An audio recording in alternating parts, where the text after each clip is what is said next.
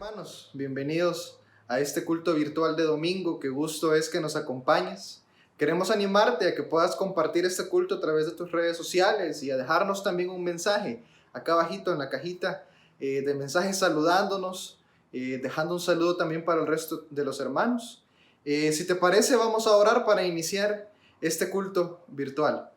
Señor Jesús, gracias Padre por podernos reunir el día de hoy, papito. Gracias porque tú has dejado esta herramienta tan preciosa, Señor, como es el internet, las redes sociales, Señor, los videos, Padre, para poder compartir de tu palabra, Señor, en esos tiempos difíciles, Padre. Queremos pedirte que el día de hoy sea de bendición para ti, Padre, que podamos aprender sobre lo que tú tienes preparados para nosotros, papito. Pedirte por la situación del país, Señor, que tú sigas tomando el control, Señor, como lo has hecho hasta el día de hoy. Sabemos que esto no se escapa de tus manos, papito, pero te pedimos, Señor, que pronto cese esta enfermedad, Señor, y que puedas, aquellas personas que están en los hospitales, Señor, puedan conocer de ti, que esta enfermedad pueda llevarlos a tus pies, Señor, pero que también, Padre, puedan ser curados, papito. Todo esto, Señor, te lo pedimos en el nombre de Cristo Jesús. Amén.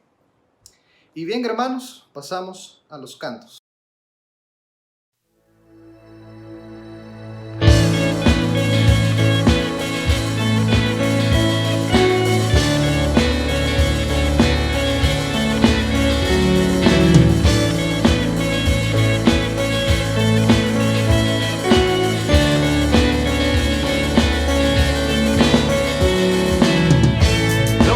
Poder del pecado, su amor es fuerte, poderoso, Rey de gloria, Rey de majestad. Mueve al mundo con su estruendo, nos asombra con maravillas, Rey de gloria, de majestad. Gracias sublime es, perfecto es tu amor. Tomaste mi lugar, cambiaste tú mi cruz, tu vida diste ahí. Y ahora libre soy. Jesús, te adoro por lo que hiciste en mí.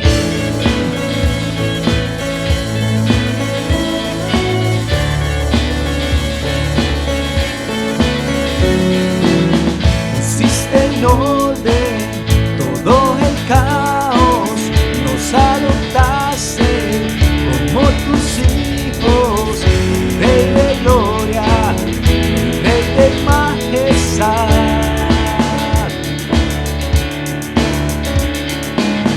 El que gobierna con su justicia y resplandece con su belleza, Rey de gloria, Rey de majestad. Gracias sublime es, perfecto es tu amor. Tomaste mi lugar, cambiaste tú mi cruz, tu vida diste ahí. Y ahora libre soy. Jesús, te adoro por lo que hiciste en mí.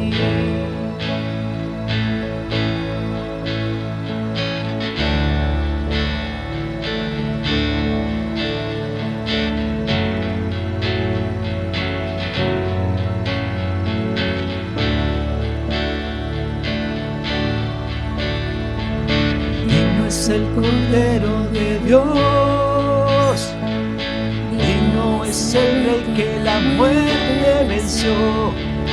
Digno es el Cordero de Dios, digno es el Rey que la muerte venció.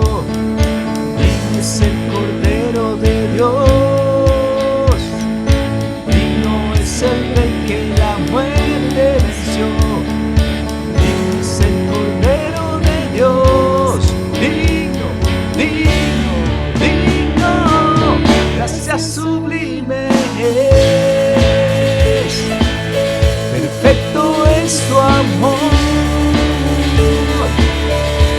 tomaste mi lugar, cambiaste tú mi luz, tu vida diste ahí, y ahora libre soy.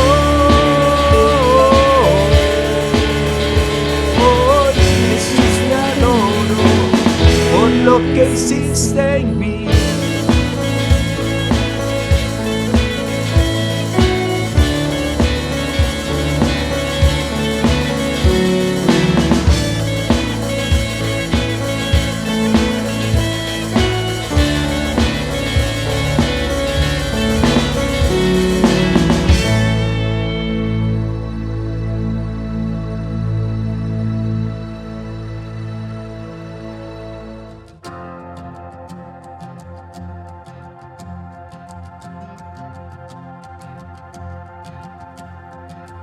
¿Quién soy yo para que el gran rey me acepte así? Me encontró en mi perdición su amor por mí, oh su amor por mí. Libre soy en él, libre en verdad, soy hijo.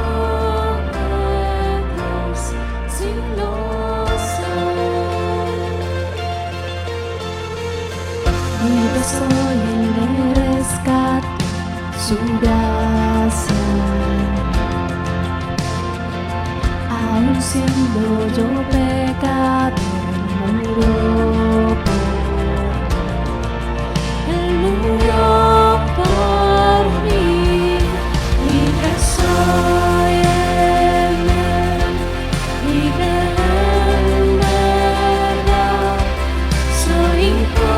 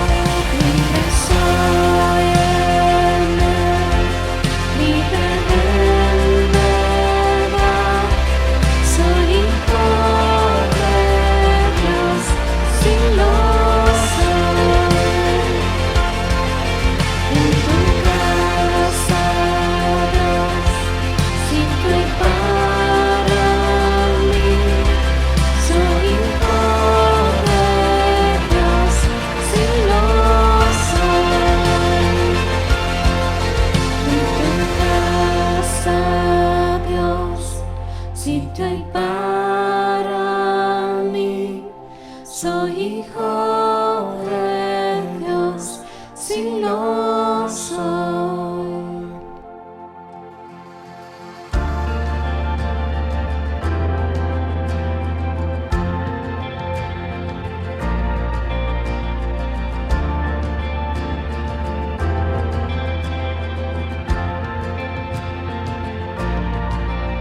Escogido, perdonado, yo soy quien dices que soy. Estás conmigo, a mi lado, yo soy quien dices que soy. Escogido, perdonado, yo soy quien dices que soy. Estás conmigo, a mi lado, yo soy quien dices que soy. Escogido, perdonado, yo soy quien dices que soy.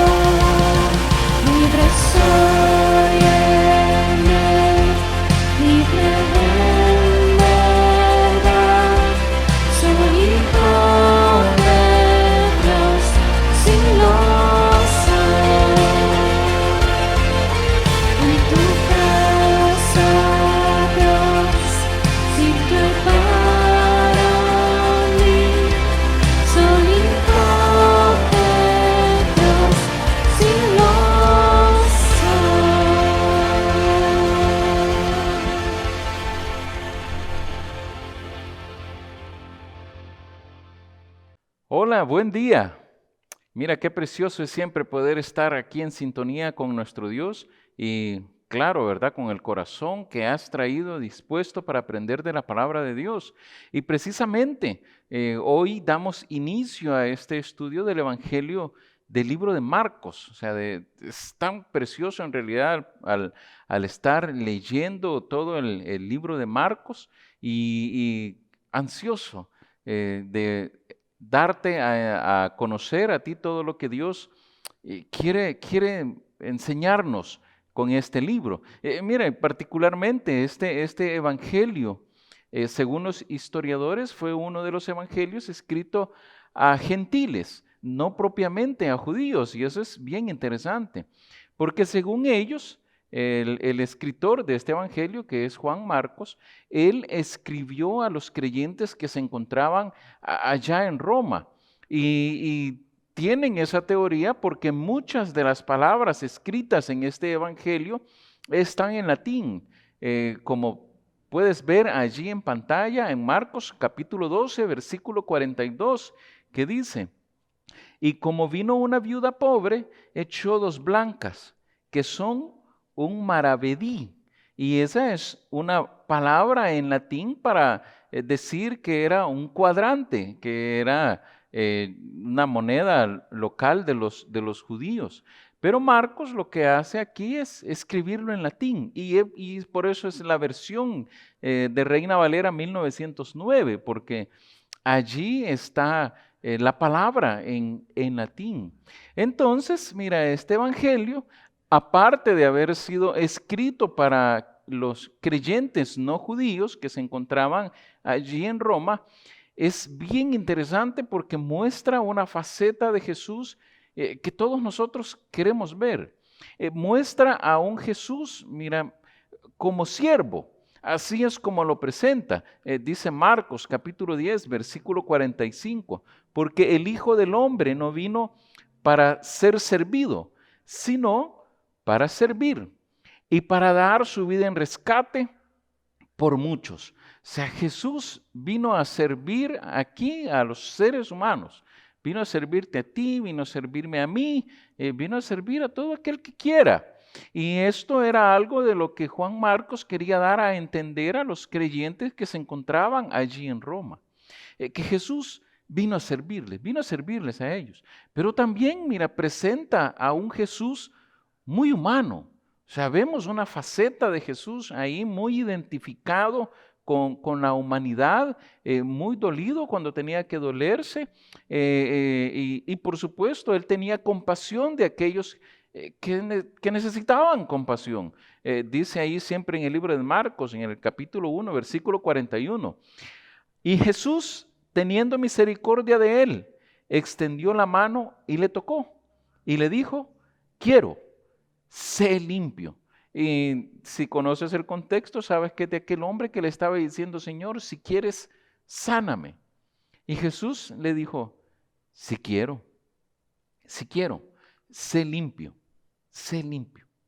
Y entonces, mira, podemos ver este lado de Jesús, en donde Él vino a ser siervo y vino también a identificarse con toda la humanidad, a ser muy humano. Entonces, ¿cómo no hablar del Evangelio de Marcos, viendo las características que tiene, de las cuales, por supuesto, tú y yo podemos aprender, y podemos aprender mucho, muchísimo. Por eso, abre tu Biblia allí al libro de Marcos, al capítulo 1, el versículo 1 al 8. Ese es el trozo que vamos a estudiar hoy. Y particularmente, mira, vamos a aprender hoy no de Jesús, sino que de otro hombre. El segundo hombre quizás más importante que se detalla allí en los evangelios. Este segundo hombre es Juan el Bautista. Y mira, el título que tengo hoy para la enseñanza es: más allá de la religión, se trata de salvación.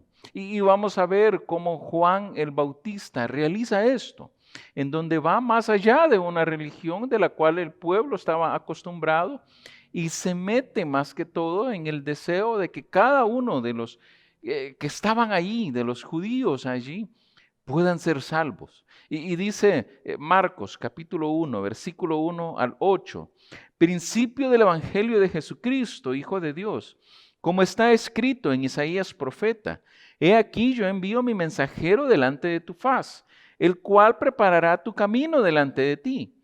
Voz del que clama en el desierto, preparad el camino del Señor, enderezad sus sendas. Bautizaba Juan en el desierto y predicaba el bautismo de arrepentimiento para perdón de pecados. Y salía él toda la provincia de Judea y todos los de Jerusalén, y eran bautizados por él en el río Jordán, confesando sus pecados. Y Juan estaba vestido de pelo de camello y tenía un cinto de cuero alrededor de sus lomos y comía langostas y miel silvestre. Y predicaba diciendo, viene tras mí el que es más poderoso que yo, a quien no soy digno de desatar encorvado la correa de su calzado. Yo a la verdad os he bautizado con agua, pero él os bautizará con el Espíritu Santo. Mira, déjame hablarte un poco de aquí de algo tan esencial con Juan, aunque no vamos a hablar propiamente de él, no se trata de una predicación de quién era Juan el Bautista, pero sí hay unas características que podemos resaltar de él o algo de lo que tú y yo podemos aprovechar de la vida de Juan el Bautista. Y mira, número uno, ¿sabes con qué comienza esto? Comienza con que sus padres eran intachables delante de Dios. Eso es lo que dice Lucas. Dice Lucas capítulo 1 versículos 5 y 6. Hubo en los días de Herodes, rey de Judea, un sacerdote llamado Zacarías de la clase de Abías.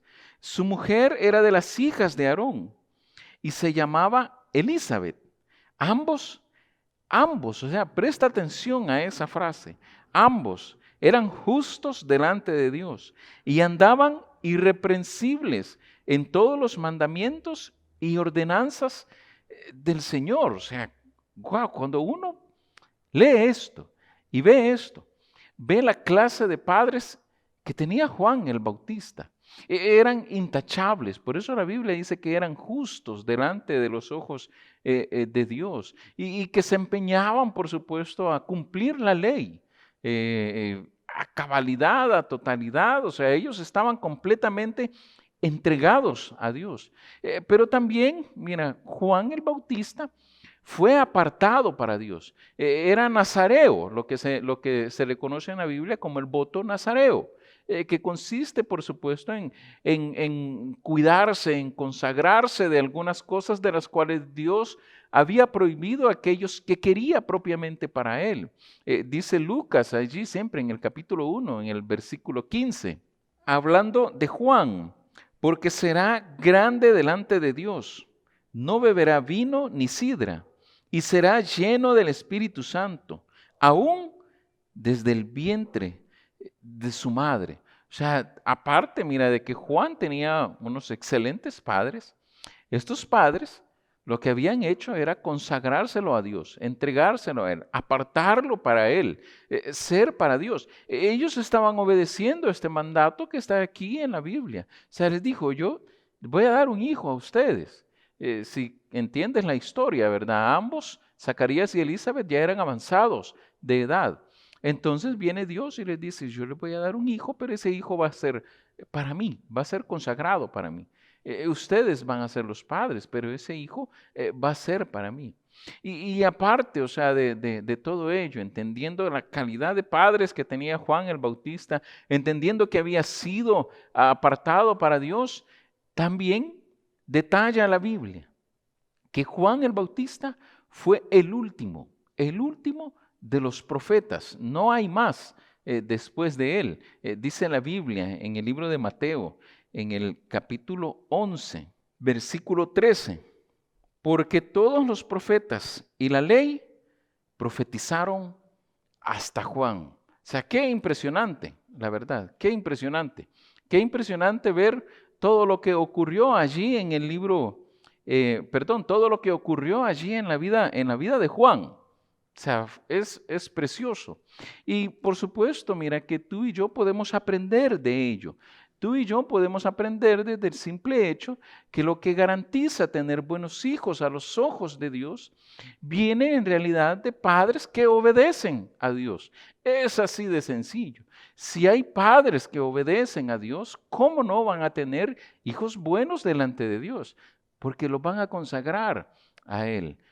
Por eso es que Zacarías y Elizabeth dice que eran justos e irreprensibles en los mandamientos delante de Dios.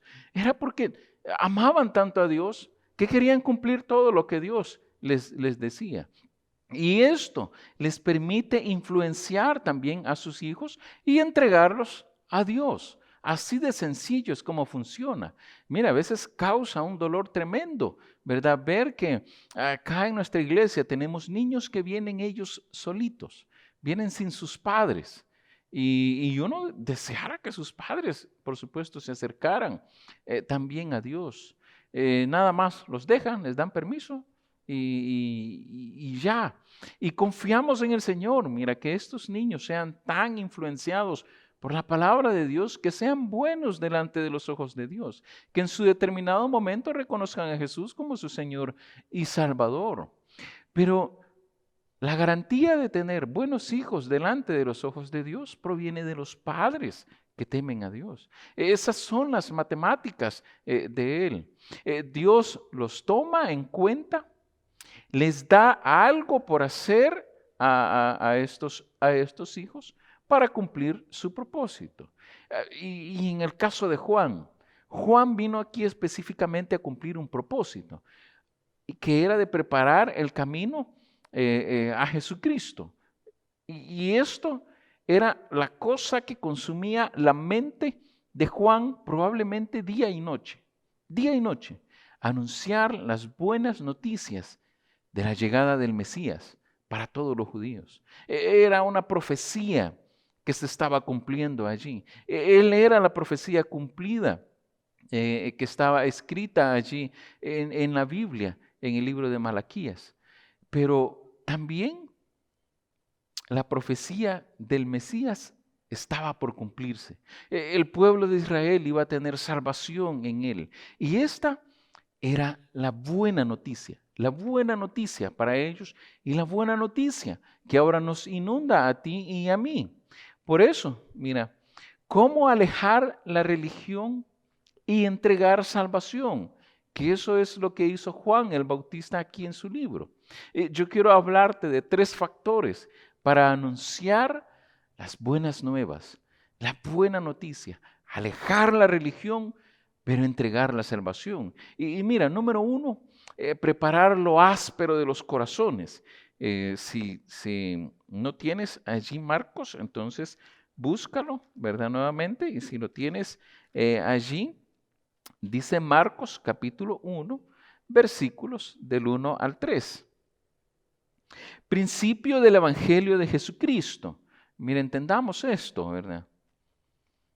El comienzo de las buenas noticias de salvación está en Jesús. Es en Él, ¿verdad? Es en Él. Es así como comienza anunciando Marcos la venida del Mesías aquí. Que este principio de las buenas noticias está en Jesús, está en el Mesías y no está en nadie más. Dice el versículo 2, como está escrito en el profeta, he aquí yo envío a mi mensajero delante de tu faz, el cual preparará tu camino delante de ti. Voz del que clama en el desierto, preparad el camino del Señor, enderezad sus sendas. Mira, en la antigüedad, para que entiendas un poco mejor, en la antigüedad, cuando un rey iba a visitar una provincia, lo que hacía era mandar a un encargado para que el camino donde él fuera a pasar fuera el ideal, lejos del peligro, que el carruaje, por supuesto, pudiera pasar allí sin ningún inconveniente, que no hubieran ladrones. Si había que remover piedras, había que remover piedras, si había que cortar árboles, había que cortar entonces los árboles, porque eso era muy importante. O sea, el rey tenía que transitar libremente. Y también, mira, esta persona que hacía eso era la encargada de anunciar la llegada del rey hacia cualquier provincia. Por eso es que los romanos entendían bien este concepto. Y Juan Marcos lo que hace es saltarse toda la genealogía que nos expresa en los otros evangelios para llegar al punto más exacto. O sea, que ellos entendieran que quien iba a llegar era el rey. Eso era lo que Juan estaba haciendo. Juan era el pregonero para ello. Juan estaba anunciando la llegada del rey y estaba preparando los corazones para tal. Es de Juan quien habla la profecía allí en Malaquías, como te dije hace unos minutos atrás. Dice Malaquías 3:1. He aquí yo envío mi mensajero, el cual preparará el camino delante de mí y vendrá súbitamente a su templo. Al Señor, a quien vosotros buscáis, y el ángel del pacto, a quien deseáis vosotros. He aquí viene, ha dicho Jehová de los ejércitos. Propiamente eso era lo que Juan estaba haciendo. Juan estaba preparando el camino, estaba preparando el corazón de aquellos que necesitaban recibirle a Jesús, ya cuando propiamente, por supuesto, Él llegaba. Y ¿sabes cómo lo hacía? Él lo hacía de dos formas, según nos detalla aquí los versículos. Número 1, mira, Él prepara los corazones con quebrantamiento. Es ahí, dice Salmos 107:12. Por esto quebrantó con el trabajo sus corazones. Cayeron y no hubo quien los ayudase. Para preparar el corazón de aquellos hombres o mujeres que lo tienen probablemente ásperos. La buena forma de hacerlo es quebrantándolos. Eso está a lo largo de toda la Biblia. En toda la Biblia tú puedes ver que aquellos que en su mayoría se acercan al Señor es porque de alguna forma han sido quebrantados. Por eso dice ahí el versículo 2. He aquí yo envío mi mensajero delante de tu faz, el cual preparará tu camino delante de ti. Y esa preparación tiene que ver con el quebrantamiento del corazón. Es así, porque cuando hay un corazón quebrantado, es más fácil que entonces sea receptible al Evangelio de Jesucristo. Pero también, aparte de hacerlo con quebrantamiento, lo hace con dirección. Dice allí el versículo 3, voz del que clama en el desierto, preparad el camino del Señor, enderezad sus sendas.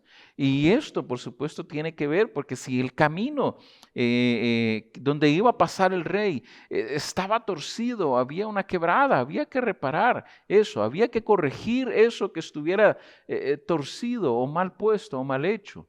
Y dice Proverbios, capítulo 16, versículo 6, con misericordia y verdad se corrige el pecado, y con el temor de Jehová los hombres se apartan del mal. ¿Sabes qué es lo interesante de esto? Te voy a compartir algo propiamente de mi vida, un testimonio personal, que ese testimonio tiene que ver con mi papá. Mi papá que probablemente esté viendo allí este mensaje. Déjame contarte un poco de cómo mi papá llegó a los pies del Señor. Mi papá, tú sabes, para ti que lo conoces, él es abogado. Y por muchísimos años, mucho tiempo, por supuesto, su corazón estaba muy duro, muy áspero. Y yo buscaba la forma de poder influenciarle en el Evangelio y por supuesto, como todo hombre natural, él decía que no. Buscaba un hermano para que pudiera hablarle, porque yo tiernito en la fe, ¿verdad? Pero buscaba a alguien que pudiera hablarle a mi papá y mi papá decía que no. Entonces, mira, alguien me dio un consejo. Me dijo, ora por tu papá. Ora por tu papá para que le venga un accidente o una enfermedad con la cual su corazón sea quebrantado, para que conozca a Jesús. Y yo deseaba que mi papá fuese salvo. Esa es la realidad. Y que me iba a doler que estuviera tal vez en un accidente, sí. Que me iba a entristecer, por supuesto, O que si le venía una enfermedad me iba a doler mucho, iba a padecer con él, por supuesto. Pero era más importante que él conociera el Evangelio. Entonces yo oré al Señor. Y días después el Señor respondió. Haciendo un trabajo allí en la casa que requiere fuerza, mi padre hizo una mala fuerza y se desvió, si no me equivoco, algo de la columna allí, 2 discos o un disco, a tal grado que unas horas después él no podía ni caminar y fue llevado al hospital y allí estuvo en el hospital y eso fue el quebranto de corazón para él. Alguien llegó allí al hospital, le testificó y él reconoció a Jesús como su Señor y Salvador. Y eso es lo más precioso que puede haber. Pero hubo una preparación previa para ello. Por eso, mira, cuántos corazones no hay endurecidos, ásperos o torcidos, los cuales necesitan muchísima oración y dirección de alguien quizás como tú o como yo, que puede hacerlo. Es preparar el camino del Señor. Dice Proverbios 21:2, todo camino al hombre es recto en su propia opinión, pero Jehová pesa los corazones, porque nada le importa más a Dios que el corazón. Y yo sé que a veces preparar el terreno puede ser difícil, cansado, duro quizás para ti. También a tal grado que dices, no, la verdad, ¿qué importa? Ya me doy por vencido. Pero entiende que es necesario. Entonces, ¿cómo hacerlo? En nuestro caso, mira, yo quiero animarnos a preparar los corazones de las personas por medio de ser quizás sociable, ¿verdad? Amigable, primeramente, ¿verdad? Esta es la parte que a ti y a mí nos corresponde hacer primeramente, preparar el corazón de ellos de esta forma y luego, por supuesto, poder testificarles para que conozcan a Jesús como su Señor y Salvador. Pero si eso no ocurre, entonces ahí tienes la clave, cómo orar para que oren, para que reciban a Jesús como su Señor y Salvador. Dios es muy importante en la vida de los corazones de todas las personas. Y Juan entendía esto. Juan entendía la importancia de preparar el camino. A eso había sido encomendado él. A eso somos encomendados, tú y yo también. Juan tenía toda la autoridad moral también para poder hacerlo y así proveer una solución de esperanza. Mira lo que dice allí los siguientes versículos de nuestro texto. En el versículos 4 y 5 dice: bautizaba Juan en el desierto y predicaba el bautismo de arrepentimiento para perdón de pecados. Y salía él toda la provincia de Judea y todos los de Jerusalén, y eran bautizados por él en el río Jordán, confesando sus pecados. Mira, o sea, otro factor, ¿verdad? O sea, preparar, ¿verdad?, lo áspero de los corazones, pero también proveyendo una solución esperanzadora. O sea, nada anima más a otro a poder quizás llegar a los pies de Jesucristo cuando das una solución llena de esperanza. Es así. Y déjame hablarte un poco aquí de esto, del bautismo para el arrepentimiento del perdón de pecados. Esta es una confusión muy grande que hay probablemente en otras iglesias. Yo voy a decirlo así, no en nuestra iglesia. Al menos nosotros no creemos que el bautismo sea para el perdón de pecados, sino que es un acto de obediencia para con Dios por lo que ha ocurrido en ti de una manera espiritual, haciéndolo evidente de una manera gráfica. Eso es el bautismo para nosotros. Esto, mira, de lo que habla aquí la Biblia, o más bien dicho, déjame hablarte de los 7 bautismos que están en la Biblia. A veces creemos que solamente es el bautismo por inmersión en agua, pero la Biblia habla de 7 bautismos. Habla del bautismo de Moisés. No te voy a leer esos versículos que están ahí porque nos consumiría todo el mensaje. Pero el bautismo de Moisés es aquel cuando pasó con todo el pueblo de Israel en el Mar Rojo, porque detalla allí en 1 Corintios que ellos estaban anegados por agua. Tenían una pared de agua a un lado, una pared de agua a otro lado, y tenían una nube encima de ellos. Ese es un cuadro del bautismo, un cuadro de la muerte, sepultura y resurrección para una nueva vida. Eso era lo que ocurrió allá con Israel cuando fueron pasados allí por el Mar Rojo. Muy interesante, porque uno solo ve que son salvos de Egipto allí, ve la proeza de Dios, ve la grandeza de Dios allí, pero uno no piensa en este cuadro tan precioso que está allí, en donde todo el pueblo de Israel estaba siendo bautizado. Estaba pasando de muerte, de esclavitud en Egipto, a una vida con Dios allí en el monte. Bien interesante y tan precioso. Entonces ese es uno de los bautismos. Pero el otro de los bautismos es el bautismo, por supuesto, de Juan el Bautista.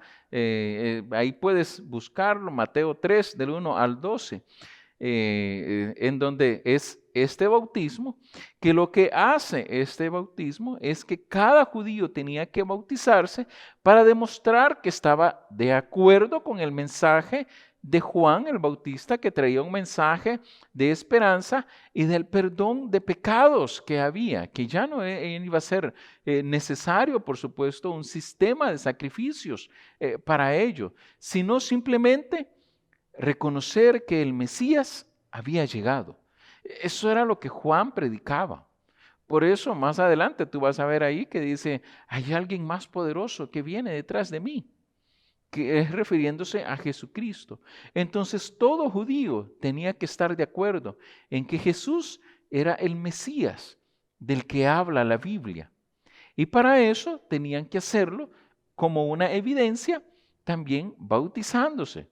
Está demostrando que ellos dicen, yo estoy de acuerdo. Cada persona que se bautiza, por supuesto, dice, yo estoy de acuerdo. Yo estoy de acuerdo con Dios. Y déjame aquí darte un plus. Jesús, ¿verdad?, se bautizó por medio del bautismo de Juan el Bautista para cumplir, por supuesto, toda justicia y para ser contado por los inicuos, como lo detalla allí más adelante también en la Biblia. Por eso Jesús se bautizó, para ser contados por los inicuos también, o como los inicuos.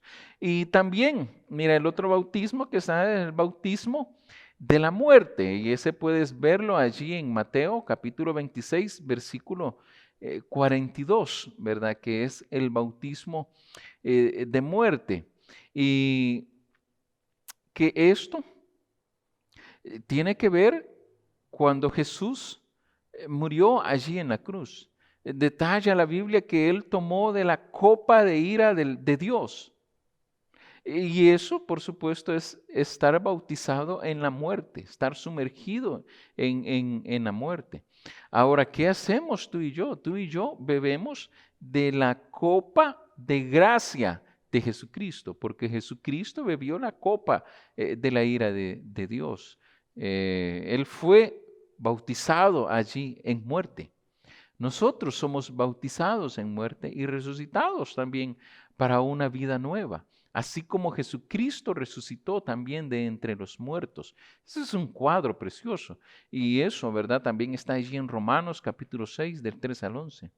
También, mira, está el bautismo de Israel, que esto fue después de la resurrección de Cristo en Hechos 2:38, puedes ver eso. El bautismo también de los gentiles en agua, Hechos capítulo 8, en donde habla del etíope que se bautiza después de haber recibido el mensaje de Felipe.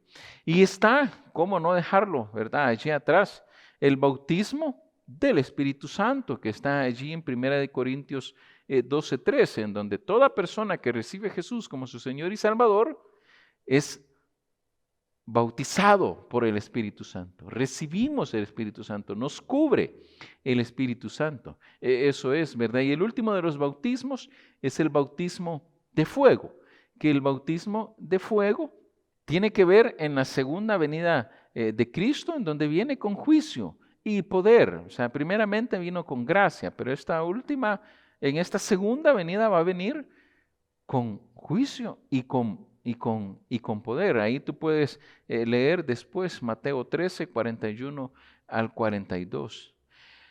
Pero Juan, mira, el bautismo de Juan, él lo que traía era esperanza. Por eso es bien interesante que dice allí en el capítulo 5, que salía a él toda la provincia de Judea y todos los de Jerusalén y eran bautizados en el río Jordán. O sea, yo puedo pensar en este cuadro.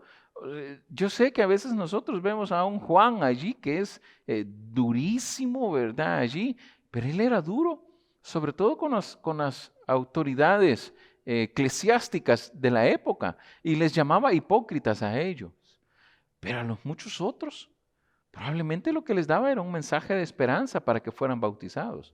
O sea, de hecho, él decía, tienen que bautizarse para el perdón de pecados. Si ustedes quieren ser perdonados de sus pecados y de su maldad y recibir al Mesías cuando esté acá, tienen que bautizarse. O sea, era algo que en realidad pudo haber sido muy sencillo para todos aquellos que estaban allí. Si no querían ser condenados, nada más tenían que recibir el mensaje y decir, hey, yo estoy de acuerdo, porque de todos modos la condenación ya la tenían ganada. Por eso muchos salían y se bautizaban en él. Y este fue uno de los avivamientos más grandes que probablemente pudo haber tenido todo el pueblo allí, al salir y recibir este mensaje y bautizarse. Dice Jeremías 29:11, porque yo sé los pensamientos que tengo acerca de vosotros, dice Jehová, pensamientos de paz y no de mal, para daros el fin que esperáis. O sea, Dios quiere siempre la paz. Quiere siempre la restitución, no la condenación. Dice Romanos 15:13, el Dios de esperanza os llene de todo gozo y paz en el creer, para que abundéis en esperanza por el poder del Espíritu Santo. Mira cuán importante es en realidad la esperanza, la cual tú y yo tenemos que dar siempre a aquellos que tienen quizás el corazón endurecido, y hablarles que hay una esperanza más allá de una vida aquí en la tierra. La esperanza, por supuesto, que ellos pueden ser salvos toda una eternidad por medio del perdón de pecados. Dice Hebreos 6:19, la cual, hablando de la esperanza, tenemos como segura y firme ancla del alma y que penetra hasta dentro del velo. Mira, déjame hablarte aquí de una manera ilustrativa acerca de la esperanza. Mira esta imagen. Probablemente tú la hayas visto o la tengas allí en una camisa, o algunos hasta se la han tatuado, ¿verdad? Que es fe, esperanza y amor. Y si tú tienes esta imagen, déjame decirte que te han engañado. Has recibido algo falso allí. Bueno, la cruz, por supuesto, representa la fe, el amor, que es representado por el corazón, pero la esperanza es representada por un ancla. Y yo no veo en este dibujo que sea un ancla eso. ¿Sabes qué es? Es esto otro, ¿verdad? Es así como tendría que ser fe, esperanza y amor. El ancla, mira, ha sido un símbolo de la esperanza por mucho tiempo. Y esto es porque los marinos, cuando estaban en alta mar, la forma en la que ellos querían sentirse seguros, firmes, ¿verdad?, confiados en un lugar inestable, era tirando el ancla. Entonces ellos al ancla le llamaban la esperanza. Y es de ahí de donde viene. Entonces, fe, esperanza, amor, porque uno dice un ancla, ¿qué tiene que ver un ancla con esperanza? Es de allí. de dónde viene. La esperanza es muy importante. El llamado de Juan exponía una solución al problema de pecado, no una condenación. Por eso Él les llenaba de esperanza y salían muchos a Él. La esperanza está en Jesús. El ancla firme que todos necesitamos está en Jesús, no en nadie más. Cualquiera puede llegar quizás y señalar y condenar y ofender quizás y nunca ofrecer esperanza. ¿Sabes qué? Ese mensaje no va a ser bien recibido. Probablemente para nada. La buena noticia de quedar impugnado de toda culpa está en las manos de cada uno de nosotros, de cómo lo expresemos. Si damos esperanza o damos condenación. ¿Cuánto mensaje probablemente hemos oído? Arrepiéntanse, pecadores, inútiles o fariseos aquí. Y se oye en nuestros días. Y mira qué dolor causa. Porque en realidad nadie va a querer convertirse al evangelio si es ofendido. Cuando reconocemos esto, cuando entendemos que está en nuestras manos el dar la esperanza o el entregar condenación, reconocemos que está el poder de Dios en nosotros. Y más aún cuando lo ponemos en práctica. Y yo quiero animarte a que si tú vas a entregar el mensaje a alguien, que lo hagas con esperanza, dando esperanza, porque el poder de Dios está en ti. El poder de Dios está en ti para entregar salvación. Pero si no lo hacemos, lo que entregamos es condenación. Y eso, mira, es terrible. ¿Y sabes qué es? O sea, está en nuestras manos. Un poder muy grande está en las manos de nosotros. Y es interesante entender que tú y yo también necesitamos posicionar nuestra humildad. Ese es el último factor y ya con esto estoy terminando. Dice allí los últimos 2 versículos de nuestro texto. Y Juan estaba vestido de pelo de camello y tenía un cinto de cuero alrededor de sus lomos y comía langostas y miel silvestre y predicaba diciendo: viene tras mí el que es más poderoso que yo, a quien no soy digno de desatar encorvado la correa del calzado. Yo a la verdad os he bautizado con agua, pero Él los bautizará con Espíritu Santo. Mira, reconocer esta otra parte. Cuando tú y yo queremos desechar la religiosidad y queremos entregar la salvación, entendemos que preparar lo áspero de los corazones es importante, que tenemos que proveer una solución esperanzadora, pero también debemos de posicionarnos en una condición de humildad. El poder de Dios está en nosotros. Y yo sé que al leer el texto como este, uno piensa en la vestimenta de Juan, ¿verdad?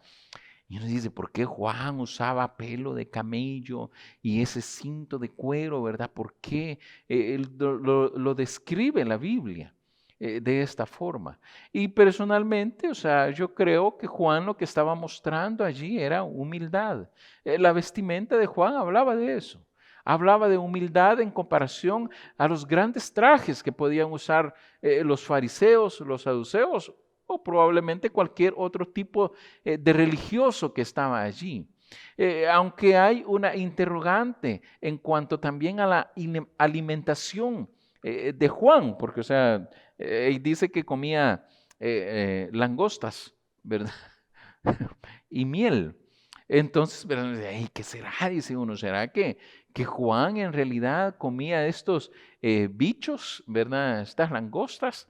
¿O qué es? O sea, ¿qué es? Sabes que algunos dicen que es una especie de vegetal llamado algarrobo. Allí tienes la imagen, ahí está. Ese es el árbol de algarrobo, ahí está su fruto, allí está la hoja.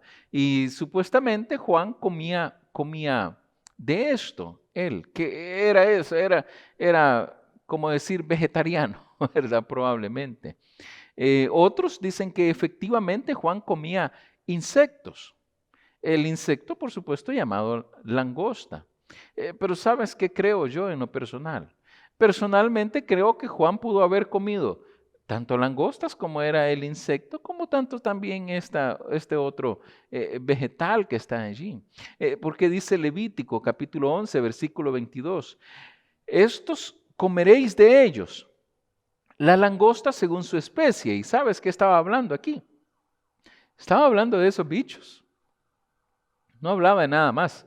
El langostín según su especie, el argol según su especie y el agavo según su especie. O sea que Juan pudo haber comido de estos bichos sin ningún problema.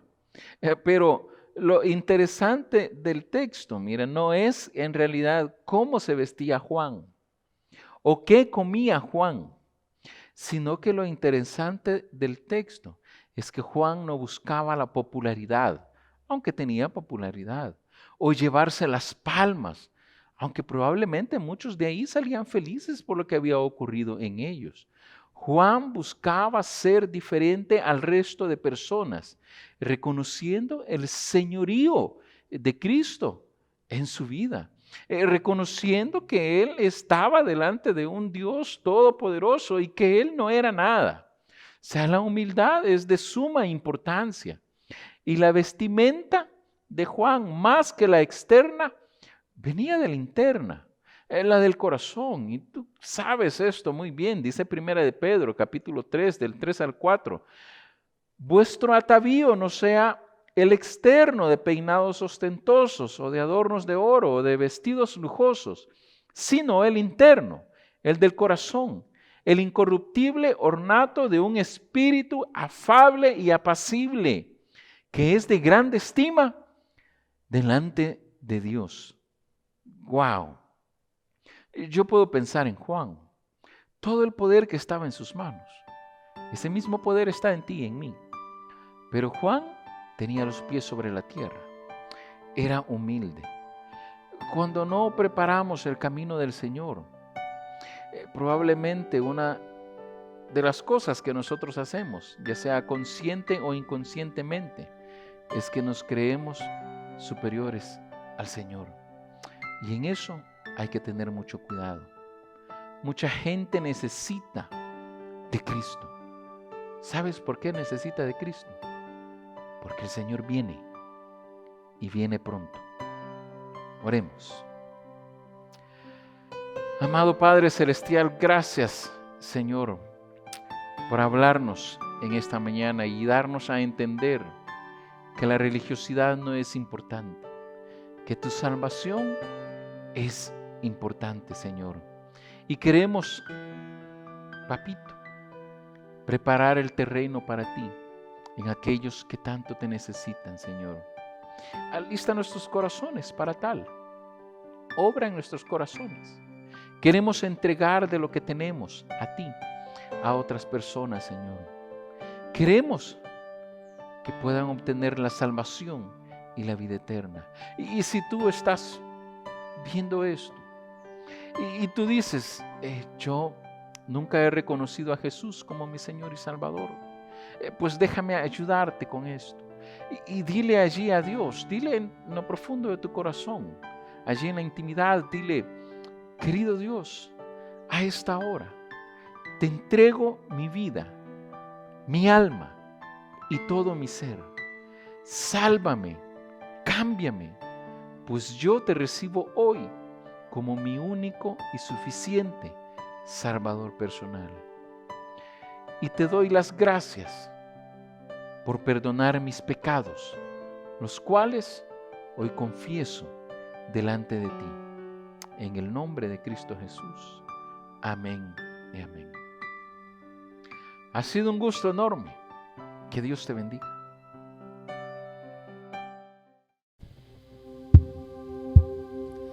Que todo lo que soy alabe al Señor.